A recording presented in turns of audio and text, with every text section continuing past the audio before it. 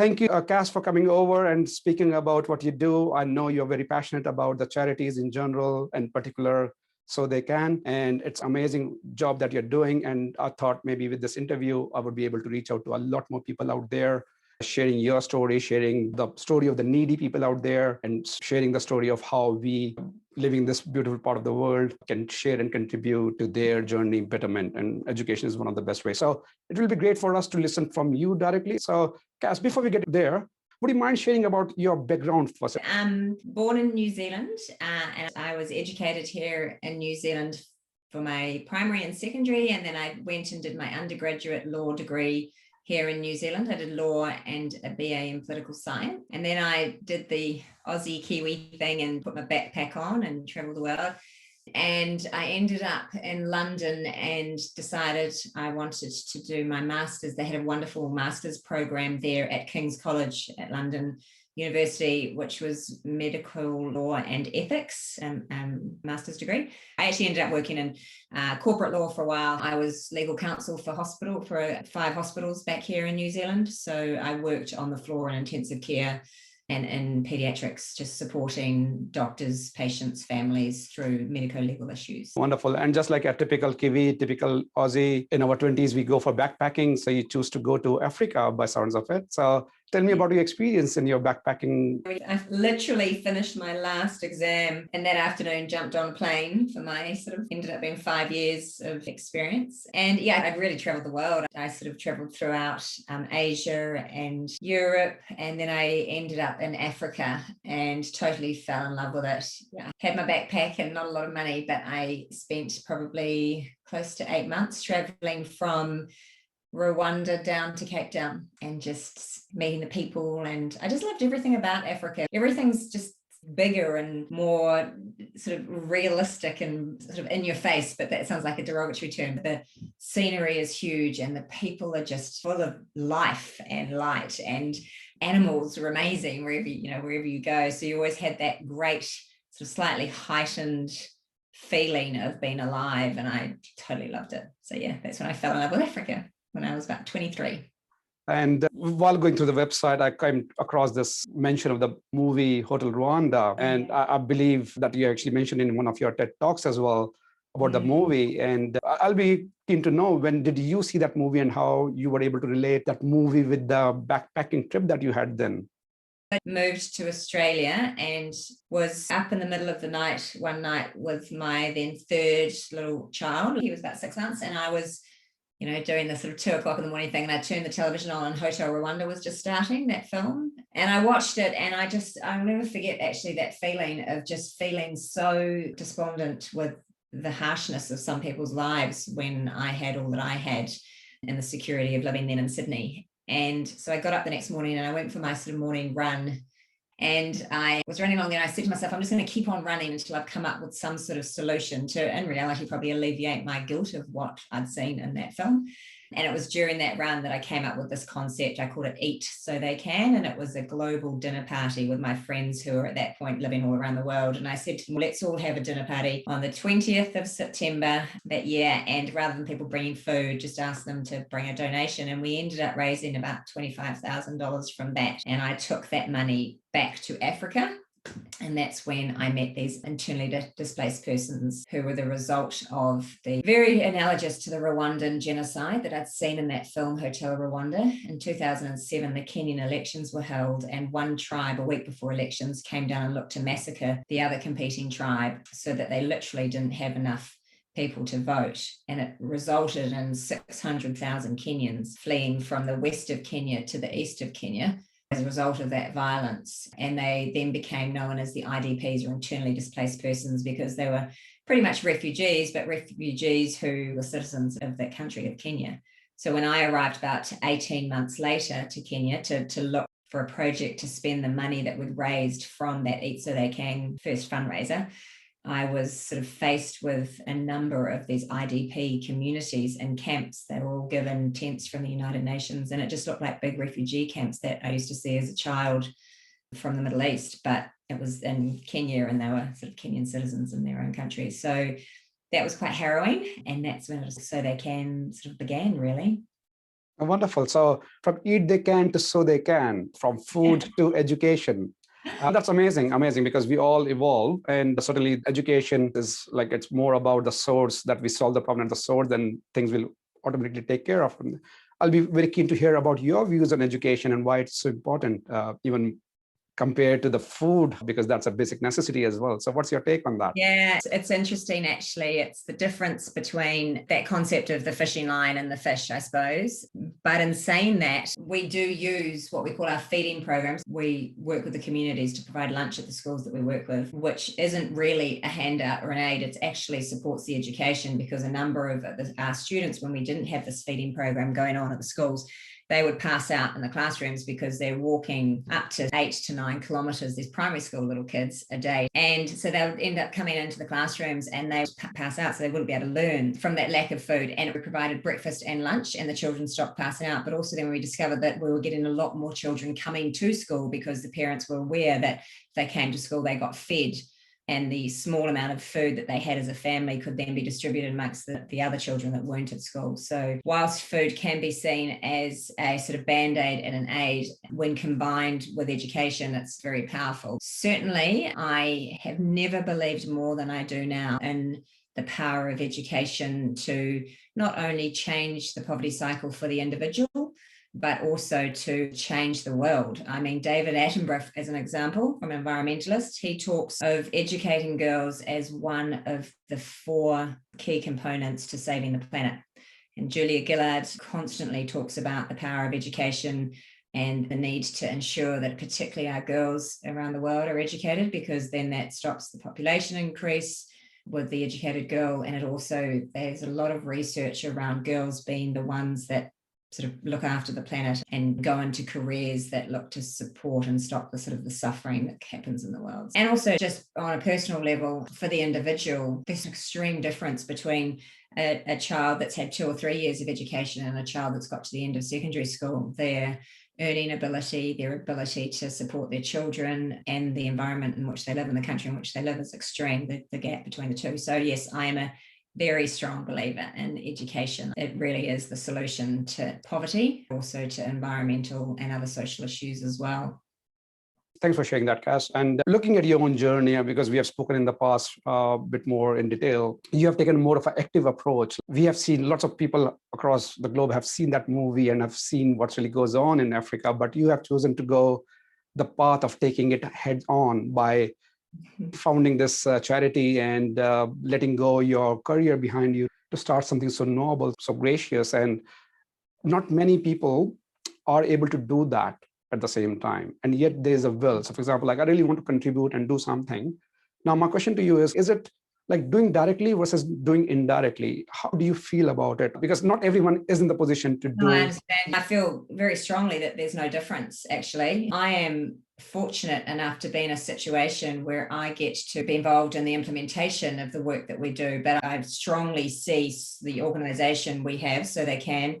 There's 2 very important components to our business, for want of a better word. One is implementing our projects on the ground, but the other is fundraising and being involved in the accumulation of the funds to ensure that the implementation happens and happens effectively and efficiently through our monitoring and evaluation. Now, if we didn't have people back here supporting that fundraising arm of our business, there would be no implementation, there would be no breaking the poverty cycle. So to me, everyone is part of what I call the So They Can family. If one of them is not there, then the whole rest of the cycle doesn't work. I mean, Mother Teresa's got this beautiful quote. She says, "The problem with the world is we draw our circle of family too small." And I just strongly believe in it, because if we did consider 2 or 3 more people, potentially those in extreme poverty in Africa or India or wherever they are, as part of our family, then we would do a lot more than we're currently doing to support those people. And that would make a major change. I just consider myself lucky to be involved in the implementation, because I get so much back from working with the people in our communities and children on the ground. They teach me so much. I've got a very firm belief, and it's part of So They Can's sort of ethos, and charity is not a one-way street. I think there's a very flawed definition and perception of charity as being the great white savior coming in to solve out of sort of ego or pity, but actually, and probably there's a little bit of me that started off thinking that, But through my experience over the last 13 years of working with these communities on the ground, I'm under no illusion that they teach me a lot more than I'm providing them. And I think there's this beautiful exchange, reciprocal exchange of material wealth for them to be educated. And then they, in return, provide us with an enormous amount of wealth on how to live well. Things like be grateful for what you've got. Don't complain about what you haven't got, which is, I think, a bit of an affliction of the West. They live very, very clearly with death every day. And I think that makes them grasp on to the present moment and live with joy. They're constantly singing and dancing and laughing. They live in a sort of falling down hut with no ability to pay the bus fare to go to hospital sort of thing, but they laugh more than we do. And I just think we have a lot to learn from them in that regard. That was probably a long-winded answer to your question, but I firmly believe that whether you're part of our donor community or part of our team on the ground working directly at the front line, everyone is equally important, and the whole cycle would not work without everyone. Thank you so much. I'll be very keen to know about your mission, like in terms of like what we are able to achieve out there, what sort of numbers, what sort of, I guess, tangible effect that we can probably see, or maybe if you can share what you have achieved so far and maybe moving forward, like what's your vision? Great. So our mission is to empower some of the poorest children through education. And we do that with what we call our core education program, but that is supported by our 3 enhancement programs. We quickly learnt in years 1 and 2 that to create schools and support the teacher training is one thing, but in order for it to be successful and sustainable, we need to have what we call our enhancement programs, which support the community to be economically empowered to continue on their own without us. So our 3 enhancement programs, our child wellbeing program, our community health and development program, which includes creation of clinics and microfinance and things like that, and then our women's empowerment program as well. So that's kind of the model, is the core education supported by those 3 enhancement programs. And at the moment we have 42 schools across Kenya and Tanzania supporting 28,000 students and supporting 45,000 in that school community. We have a teachers training college that we built, and we graduate about 150 qualified teachers from that college each year that dissipate into the whole of Tanzania and support students in public schools.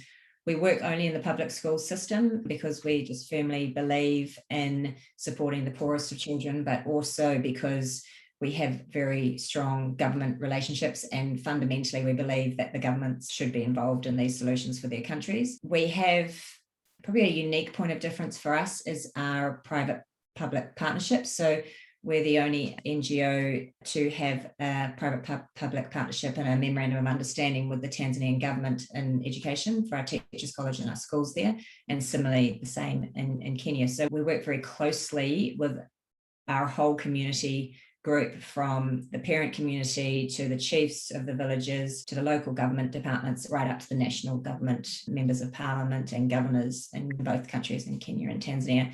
We work in 3 communities, 2 in Kenya and 1 in Tanzania. So our 2030 strategic plan sees us moving from 42 schools up to 70 schools and supporting then 37,000 children. And that's the plan. Certainly, if the reality is the need is so great. So if someone was to give me $30 million tomorrow, I would have no problem spending that, because of our relationships with the schools and the governments. We could very quickly expand the sort of number of schools that we have.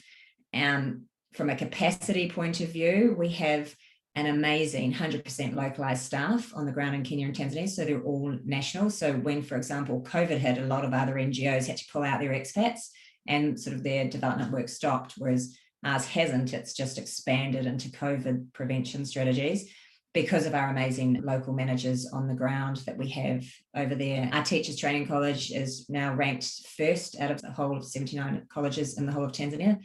And our schools on average performing 20% better than other public schools in the region. So that's kind of a snapshot of the numbers. 28,000 students are studying in the 42 schools sponsored and operated by So They Can. That's an amazing number, Cass, and an amazing result out there for you and for your team. Really appreciate. And as you said, like nothing is possible without the charity arm or the fundraising arm that really needs to be out there to be able to let the implementation team working out there. And I really see lots of positives out there that it's all 100% localized. You have this public-private partnership in place, and the capacity is not an issue. And you already have a roadmap for 2032 that you would like to increase from 42 to 70 schools. And that's amazing. Well done, and good luck for all the efforts out there. So if I have to ask you, because as a donor, as an example, if I really believe in donating or giving back, because I believe that everyone should be doing it, but that's up to them to decide. But I personally believe that I should be giving in my own capacity. If I can't be someone like you to be out there and doing the implementation, I can at least help someone who's doing implementation. Everything cannot be 100% voluntary job. We have to pick the right people, media and whatnot. There's an expense as well out there. So I'll be keen to hear from you, like how are you managing that expenses, for the lack of a better word, leakage, if you don't mind me asking this? I really like you asking this question. I wish more people would.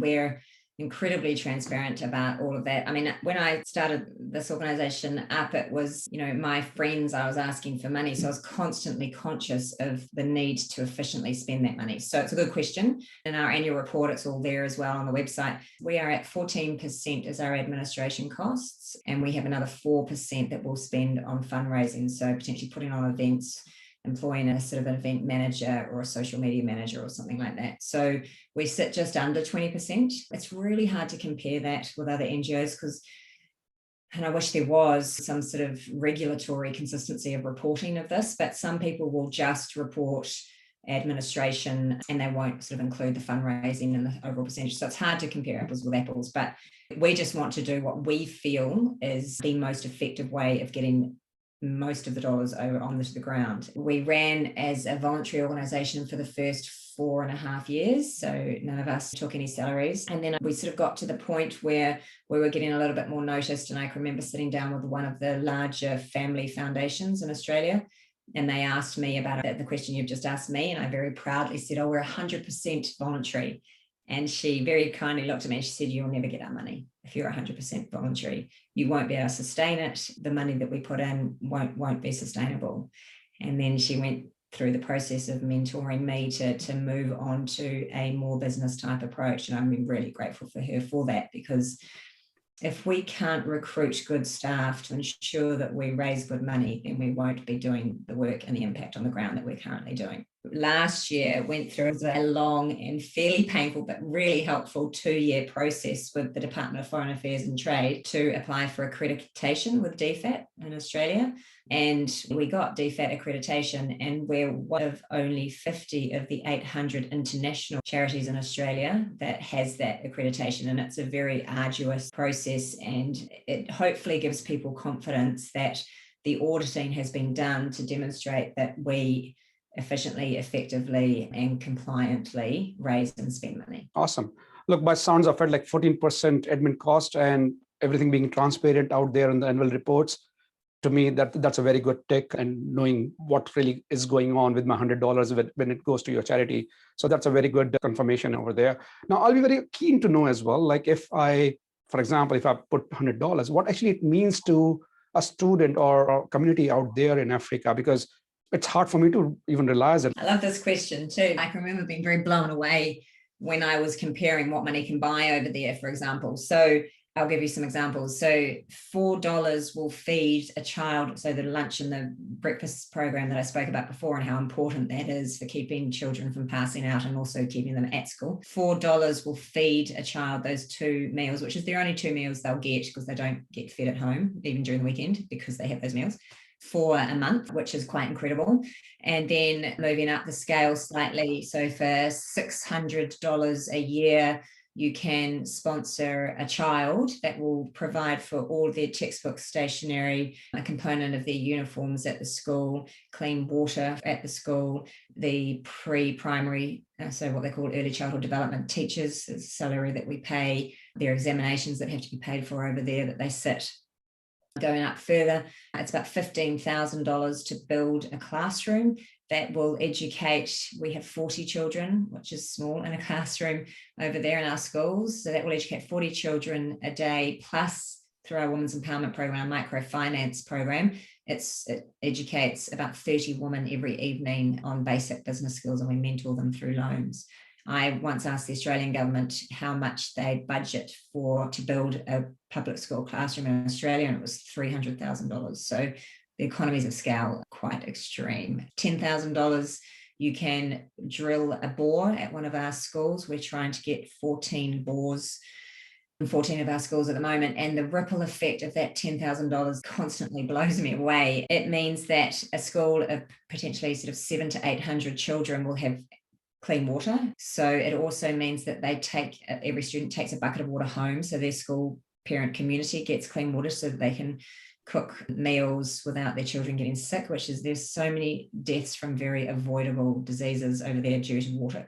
But even more compelling for those of us with sisters or daughters is in our communities, the girls will arrive at school and it's their job to walk often 3 to 4 kilometres to collect water from the river for the school for the day. And horrifically, a number of those girls get attacked, and that's often how they become pregnant during that walk to school. So providing $10,000, putting a board down at that school, those girls aren't at risk of that. And of course, as soon as they get pregnant, their education's over, which is something we're also working on at the moment.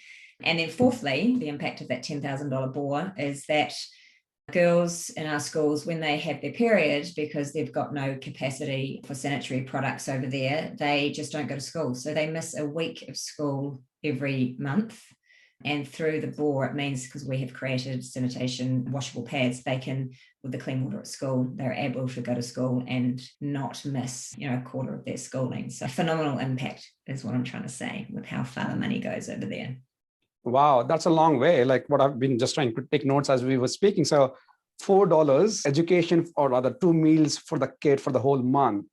Mm-hmm. And $4, sometimes I can't even get my cup of coffee in the morning for $4. And here we go. Like, that's amazing. And it's not just feeding them, it's ensuring that they're staying awake and not passing out. So they're actually being able to absorb the education that they're receiving. And it's also ensuring that their parents are happy to send them to school and not keep them on the farm, because they know it's one less mouth to feed. Sure. And also the thing that you talked about, $15,000, classroom for 40 people and 30 women also getting educated. Like, money is going a long way over there by all means. So really, really appreciate that you're able to implement that for lots of us who are able to probably focus on our own core skills that we have and be able to let you and your team work over there. So if I can ask this, Cass, like, would there be any comments or anything that you should be really talking directly to the audience with regards to like why they should be contributing or why they should be doing something from this? The reason I'm asking is that, like, what we do, we have a very limited circle of influence. As you said, like, if we just include two or three people more, then the whole world would be a beautiful place to live in for everyone. Yeah. But we tend to live in our own shell, like we see specific to us, maybe to our family, to maybe our community, but then we are blind to other things because we just choose not to look over there sometimes, or probably sometimes we are ignorant. The question is, like, how can we increase our influence or reach out? And what will be your comments? Because you are probably talking to many people in this regard, talking about what you are able to bring on the ground over there. We should be thinking about it. Well, I'm a firm believer in, as I say, just totally changing the definition of charity from we should give to we want to give, because it's an investment in our own personal well-being. I think we all invest in things. We look at the investments commercially before we invest. We do our due diligence. We decide it's going to be a good investment, and we're doing it to benefit ourselves. I don't think charity is any different. I think if people do their due diligence and they like what the charity is involved in, they believe in it, and they give to that charity, they will receive a return on that investment in the form of sense of purpose, connection to a community that takes them outside themselves, reminds them how to live well. That will be a great return. So whilst it's not a financial return, I believe it's a sort of an emotional return that is pretty powerful for someone. So I don't think people should give. I think it would be nice, and it's my job to create a connection with our donors to the communities that makes them want to give without being asked. So that's a massive mission I'm on at the moment. There's this beautiful African philosophy known as Ubuntu, and Archbishop Desmond Tutu, he spoke of Ubuntu about how our personal well-being is so deeply connected to the well-being of others. And Nelson Mandela said how Ubuntu just means I am because of you. And I've just learned so much over the last 12 years about how when someone else around the globe is suffering, it means we suffer. It doesn't matter where you live. There's this, and the Africans just know that. There's this amazing story. I took my eldest daughter, I've got 4 kids and she's now 19, but when she was 13 and I was in Africa with her, and I decided to take her into this rubbish dump where we ended up finding a number of the children that come into our children's home, orphans, and they're orphans from either HIV or that election violence that I spoke to you about earlier, and they live off this rubbish dump, and it's a horrific place for anyone to have to visit. But I did want to take Mia in because she was, my kids are very conscious of me sitting in front of a computer or going to Africa and neglecting them, and I wanted them to understand why. And we were in this, I was walking through the rubbish dump with my daughter, and she was incredibly brave for the first little while. And then something just triggered her, and she just started crying with those sort of heavy sobs that you can't control, and the mother and me felt terrible, and I was sort of put my arm around her and started taking her out of the rubbish dump.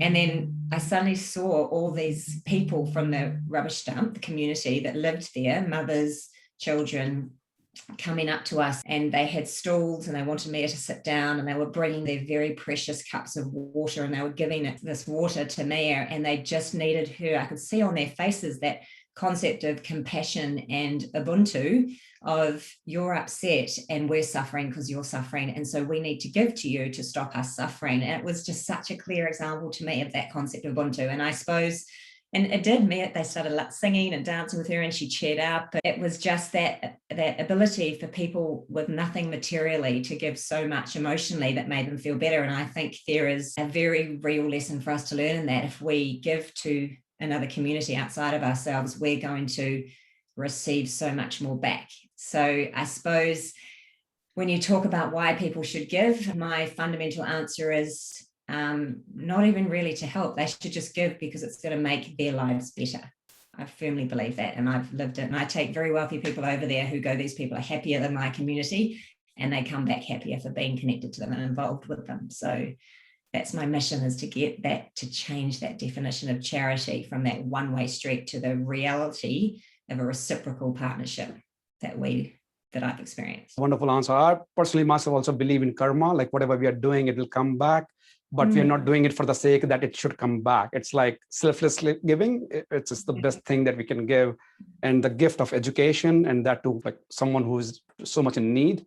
And as you said, that money can go a long way if we utilize it in the right way. So it's amazing value that we can bring as well. The more wealth we accumulate, the more we separate from community. And I think the danger of that is we lose a sense of purpose. And I just think that being involved in philanthropy, whether it's animals or environment or child, can fix that for people. Exactly right. It's all about the sense of purposefulness, because there's no point of us keep accumulating wealth, or even the way I define wealth is not really the wealth that I have. It's more about how much I can give. So I don't really have to have a lot more in my pocket before I start giving. I really believe that's the right thing as well. So now this is great, Cass. Like it's great talking to you, understanding your journey. We talked about what you're doing as a founder and the whole team, how transparently you're able to make a difference out there. 28,000 students out there, soon surely will become 35,000. We also talked about the capacity, like you mentioned, that $30 million, you would find the way to go there and make an impact. So I believe that lots of people will jump into it and start contributing more. And the way I look at it, it's a small bit by a more amount of people will make a lot of difference. We need 1 or 2 people coming up with big purses. It's just what we really need is $4 each. As an example, the population that we have, on a daily basis, like it's just a huge, especially when we know the impact it is creating on the other side. So a salute to you, what you are able to do. Not many people have that courage of letting it go. And of course, you believe it hard down. Really, really appreciate it. If I can ask you, where can people find you, or what are the sources of information, or if they have to go and probably contribute, what's the best way to do so? Yeah, thank you. So our website, it's just so they can, all one word, sotheycan.org. People are so welcome to email me directly, Cassandra at sotheycan.org. I love speaking about our projects and being connected with people that want to be involved.